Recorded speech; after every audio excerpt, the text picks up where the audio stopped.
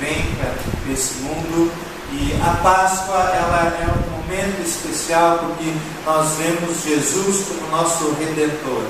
Quando Ele vem para trazer e mostra a redenção e dá um exemplo grandioso de amor demonstrado na cruz, né? E por isso nós temos uma cruz. Nós temos uma cruz vazia, porque a Páscoa significa isso, que Jesus não está mais ali, mas Ele ressuscitou. Amém?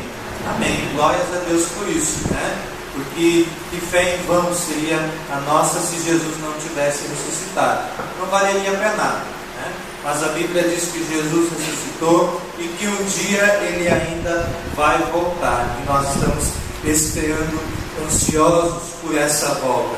E hoje eu quero compartilhar com os irmãos, então, um pouquinho em relação a isso. E quero convidar você a abrir sua Bíblia lá em Êxodo, capítulo 12. O título dessa série de 3 mensagens se chama O Caminho da Páscoa. E hoje a gente vai ver um pouquinho em relação, então, à primeira Páscoa que foi celebrada com o povo de Israel. Êxodo capítulo 12, nós vamos ler do versículo 1 ao versículo 11.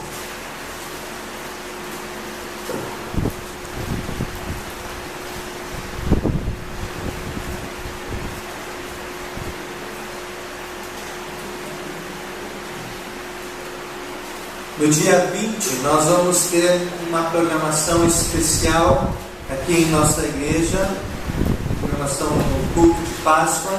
Domingo à noite teremos o culto normal e domingo pela manhã, no dia 20, às 8 horas, nós vamos ter um café da manhã.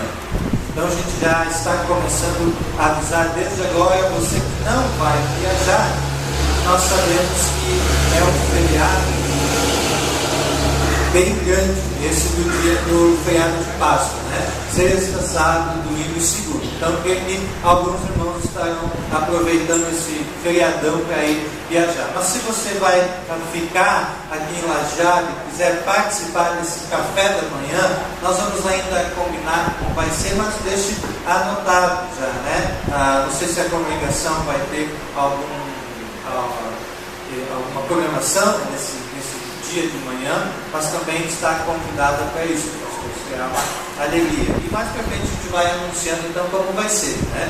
Como vai acontecer isso, mas você pode se programar dia 20 às 8 horas da manhã, das 8 às 9 horas, provavelmente. Êxodo capítulo 12, a partir do versículo 1, diz o seguinte: O Senhor disse a Moisés e a Arão no Egito: Este deverá ser o primeiro mês do ano para vocês.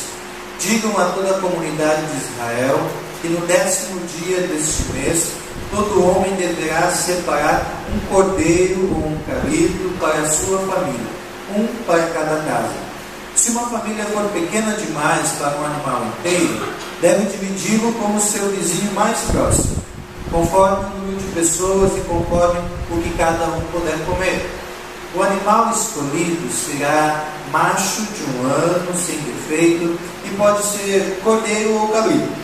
Guardem no até o 14º dia do mês, quando toda a comunidade de Israel irá sacrificá-lo ao pôr do sol.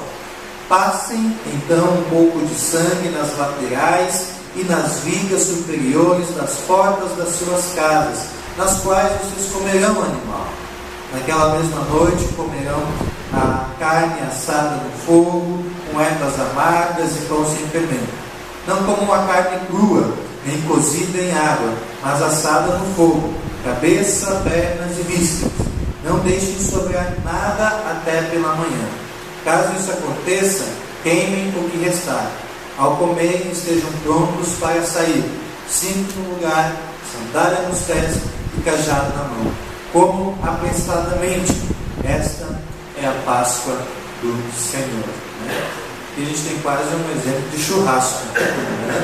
Quando ser feito, né? A carne bem passada tem que ser, né? Brincadeira, mas veio com ervas amargas. Não sei se era chimarrão ou o que podia ser, né? Mas brincadeiras à parte, a gente vê essa como sendo a primeira Páscoa, e algo muito especial para o povo de Israel e que tem uma grande consequência na nossa vida hoje. Primeiro, a gente precisa entender que essa Páscoa, ela significa passagem. A palavra Páscoa significa que Deus estaria passando a noite e visitando aquelas casas, né? O anjo do Senhor estaria passando a noite e vendo aquelas casas que teriam as suas portas marcadas pelo sangue. Aquelas que não tivessem, então seria a 10ª praga, a morte dos primogênitos. E se você for ler alguns capítulos anteriores, você vai ver que é a famosa, o famoso texto das 10 pragas do Egito, onde Moisés está conversando com o faraó e mostrando que ele deve deixar o povo sair, e prestar culto ao Senhor. Mas essa Páscoa, ela simboliza isso, que o anjo do Senhor iria passar, e por isso então todo o povo hebreu deveria sacrificar um animal, passar o sangue nos umbrais ou nas vigas da sua porta como um sinal de que pertencia ao povo de Deus. E é interessante que quando nós olhamos nesse mesmo capítulo, no versículo 40, vai dizer que o povo ficou 400 anos no Egito. Durante aproximadamente esses 400 anos, depois que José morreu, depois que assumiu um faraó que nunca tinha ouvido falar dele, o povo começa a sofrer aflição. E passa muitos anos sofrendo aflição. E esse episódio agora é a redenção para o povo de Israel, porque eles estão sendo libertados da escravidão e partindo para uma nova vida.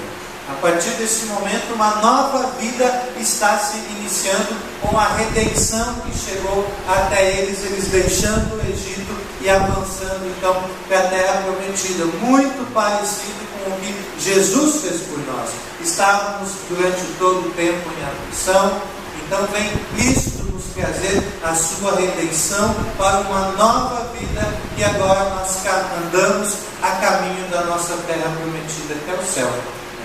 Então a gente vê essa semelhança muito clara em toda essa história. E Deus usa Moisés justamente para libertar esse povo da escravidão que estava passando. Mas algumas coisas nesse texto me chamam a atenção em relação a essa libertação. E uma delas está logo ali no versículo 2, 3, versículo 4, onde fala que cada família deveria separar então um carneirinho, ou um cabrito, e sacrificar esse animal ao Senhor. Mas é interessante que Deus coloca os detalhes nesse pedido, que cada família deveria pegar um animal para sacrificar.